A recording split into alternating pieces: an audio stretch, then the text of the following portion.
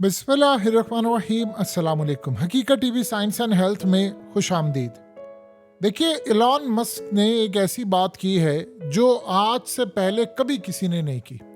उसने कहा कि अनकरीब अमेरिका में 9/11 जैसा एक हमला होने वाला है। आपको पता है कि उस हमले के अंदर फिर उसके बाद एक हमला होता था आज से तकरीबन 2001 में। फिर अफगानिस्तान की जंग छिड़ गई, बिल्डिंग्स तबाह हो गई, सब कुछ हुआ। उसकी बहस में जाने की बजाय उसने कहा है कि अब अमेरिका में 9/11 से बहुत बड़ा एक सानिया रोनमा होने वाला है जो अमेरिका समेत पूरी दुनिया की बुनियादें हिला देगा। अब आप सोचिए जरा कि जब दुनिया का बिलियनर ये बात कर रहा है, जो अमीर तरीन इंसान एक्स का मालिक है और उसने पूरी दुनिया में तहलका मचाया हुआ है, तो आप इमेजिन कर लें कि उसकी इंफॉर्मेशन, जाहिर सी बात है, इंटेलिजेंस मालूमात उसकी बहुत ज़्यादा है। उसको पता है अमेरिका की खुफिया ताकतें क्या करने जा रही हैं, क्या मामला है। ये चीज़ें इतनी ज़्यादा आसान नहीं है जितनी नज़र आ रही है। अमेरिका के अंदर 9/11 का मतलब है कि उसके बाद अमेरिका ने एक ऐसी जंग छेड़ी थी जिसे पूरी दुनिया को अपनी लपेट में ले लिया था, और पाकिस्तान जैसा मुल्क तो बराह रास्त असरअंदाज हुआ। अब उसने बात क्यों कही? उसने कहा कि अमेरिका के बॉर्डर से या एयरपोर्ट से 3,21,000 गैर मुल्की, गैर कानूनी लोगों को अमेरिका में दाखिल कर दिया गया है। इसका ये मतलब है कि वो कह रहा है कि इनको वोटर्स के तौर पर बाइडन ने बनाना है, इनसे वोट लेना है।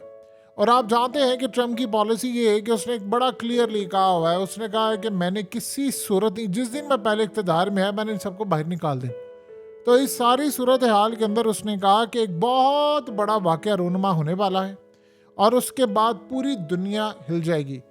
देखिए, अमेरिका के अंदर अमेरिका की जो इस्टेब्लिशमेंट है या अमेरिका के अंदर जो लोग हैं, वो इलॉन मस्क के मुताबिक एक ऐसा काम करने जा रहे हैं जो इसकी तर्ज का होगा। अब उसने क्या कहा? उसने कहा जो बाहर से आने वाले लोग हैं एक बहुत बड़ा हमला करेंगे और उसके बाद दुनिया में बड़ी तबाह को जंग छिड़ जाएगी। अब वो हमला क्या है? देखिए, चंद दिन पहले अमेरिका ने एक खबर ब्रेक की थी। उन्होंने कहा था मेक्सिको के बॉर्डर से, ये बात जरा समझने वाली, इसका इजराइल के साथ और पाकिस्तान और दुनिया के साथ क्या ताल्लुक है। उसने कहा था कि जो बॉर्डर से इलीगल लोग आए हैं उनमें हिजबुल्लाह के लोग भी आ गए हैं, और हिजबुल्लाह के लोगों ने आकर अमेरिका पर एक बहुत बड़ा हमला करना है, ये उन्होंने बात कही। उन्होंने कहा वो आ गए हैं और उसके हिमायत याफ्ता मैक्सिको से आए हैं।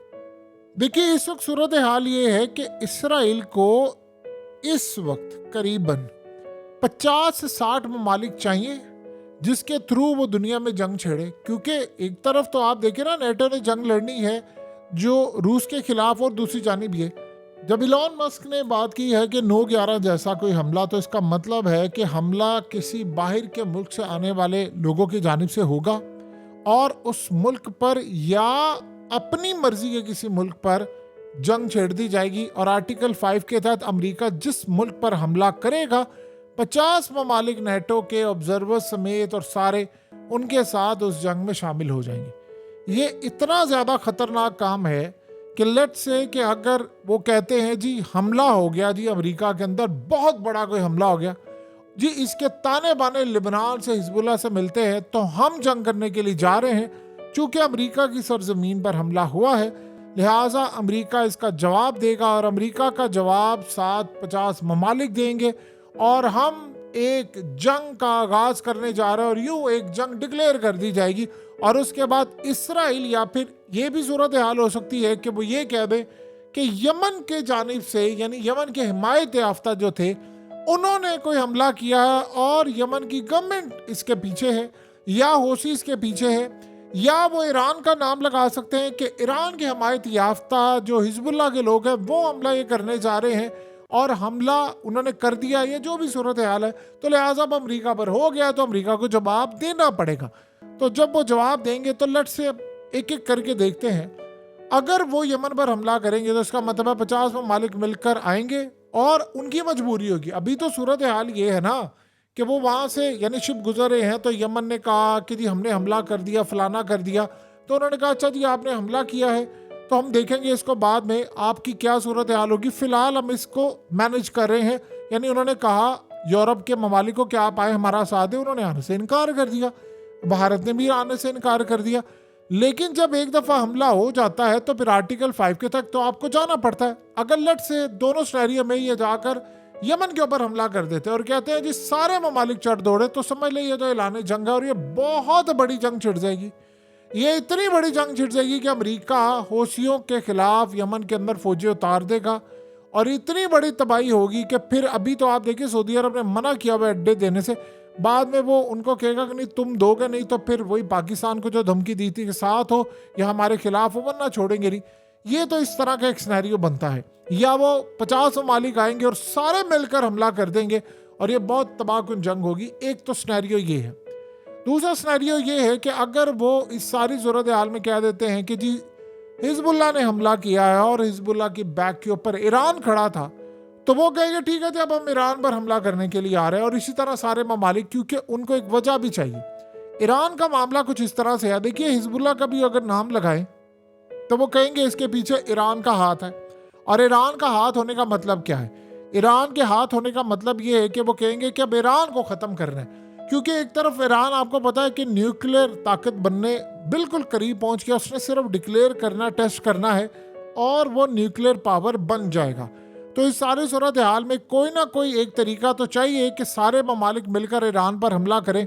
और ईरान पर हमला करने के लिए उनको हिजबुल्लाह का आसरा लेना पड़े, चाहे कि हिजबुल्लाह, इसराइल तो ये चाहेगा कि हिजबुल्लाह के नाम के ऊपर एक हमले का ड्रामा किया जाए और हिजबुल्लाह की आड़ के अंदर हिजबुल्लाह को भी मारा जाए और फिर ईरान को भी मारा जाए, तो मेरा काम हो जाएगा। क्योंकि वो कहता है कि असल में तो पीछे बैठा हुआ फसाद की जड़ तो ईरान है।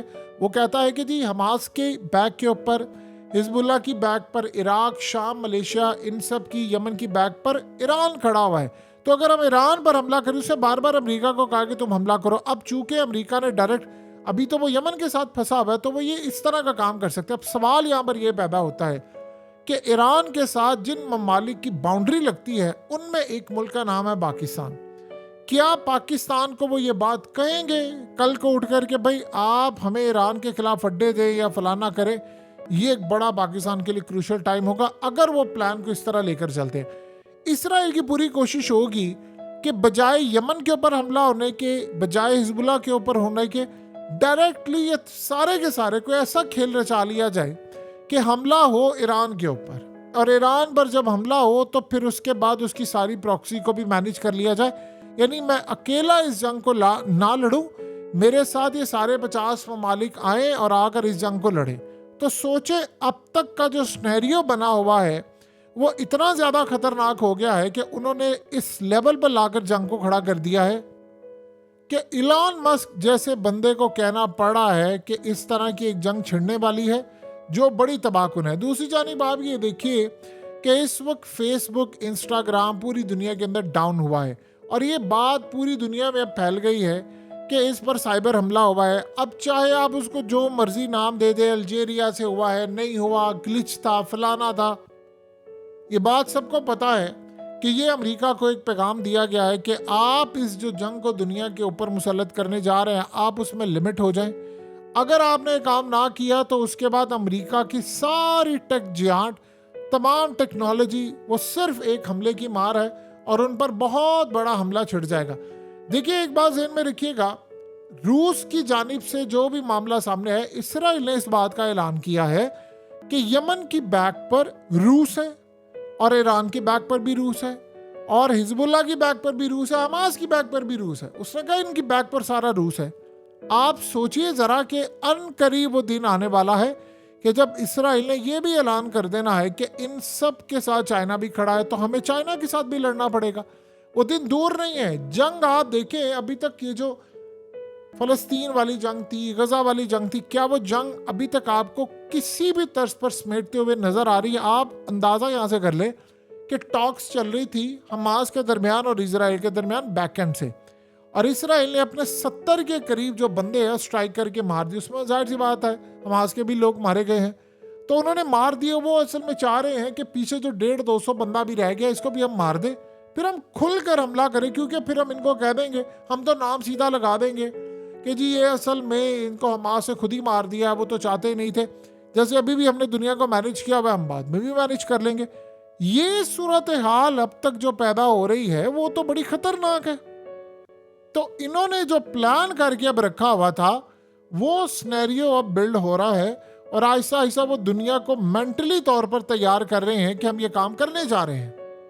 आप ये सोचिए कि साथ उन्होंने वेस्ट बैंक के अंदर भी हमले शुरू कर दिए हैं। उन्होंने कहा जी इजराइल के ऊपर हमले हुए हैं, लिहाजा अब हमें वेस्ट बैंक, जहां पर उन्होंने सारे का सारा यानी दूसरा फलस्तीन का हिस्सा, उसको वो कह रहे हैं कि वहां पर भी हमें हमला करना पड़ेगा, तो वो उसकी भी तैयारी करके बैठे हुए हैं।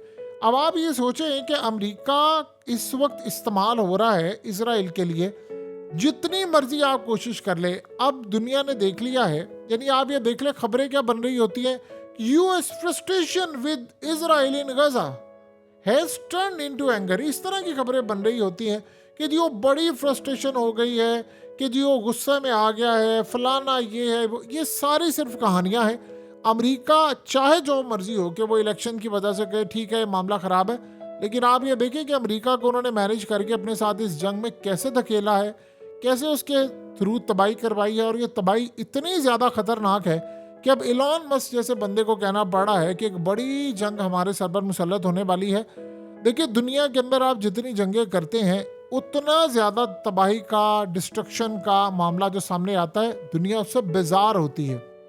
अभी तो आप ये देख लें कि मामला यहाँ पर नहीं रुकने वाला, मामला इससे कई गुना ज़्यादा आगे जाने वाला है।